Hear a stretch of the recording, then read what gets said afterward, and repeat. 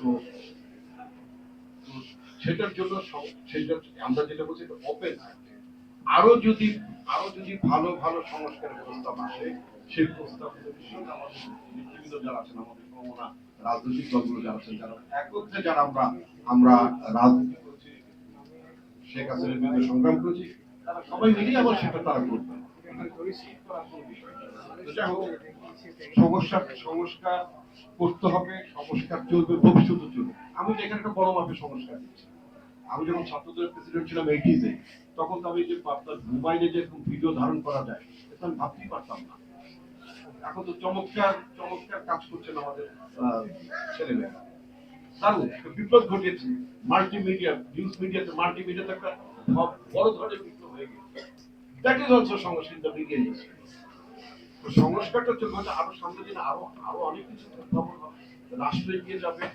সবচেয়ে বড় বিষয়টা হচ্ছে রাষ্ট্রের গণতান্ত্রিক রূপান্তর করা।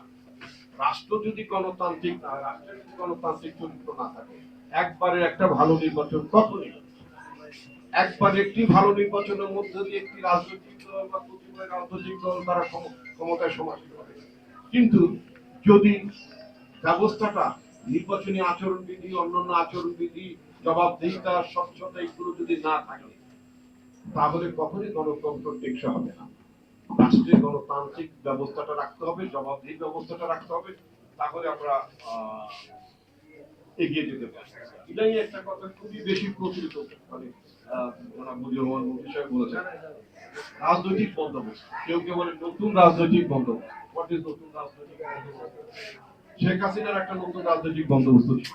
সেই নতুন রাজনৈতিক বন্দোবস্ত ছিল যে বিনা ভোটে ক্ষমতায় থাকা, মেরে পিঠে তক্তা বানিয়ে ক্ষমতায় থাকতে হবে, দ্যাট ইজ তার রাজনৈতিক দল। এখন যারা রাজনৈতিক বন্দোবস্তের কথা বলছে, আমি তাদেরকে বলবো যে তাদের সেই রাজনৈতিক বন্দোবস্তের ভাবনাটা জনগণকে তারা জানাবে এবং সে তারপরে দেখা যাবে রাজনৈতিক বন্দোবস্তটা জনগণ কতটা গ্রহণ করছেন, উপরন্ত রাজনৈতিক দলগুলো কতটা গ্রহণ করছেন, সবাইকে নিয়ে আমাদের যেতে হবে। তো আয়োজক প্রতিষ্ঠানকে ধন্যবাদ জানাতে চাই, আমি সময় দিব টাকার জন্য আমার নিজের দেখেছি। আমি সবাইকে ধন্যবাদ জানাতে চাই। ভালো থাকবেন আপনার। আসসালামু আলাইকুম।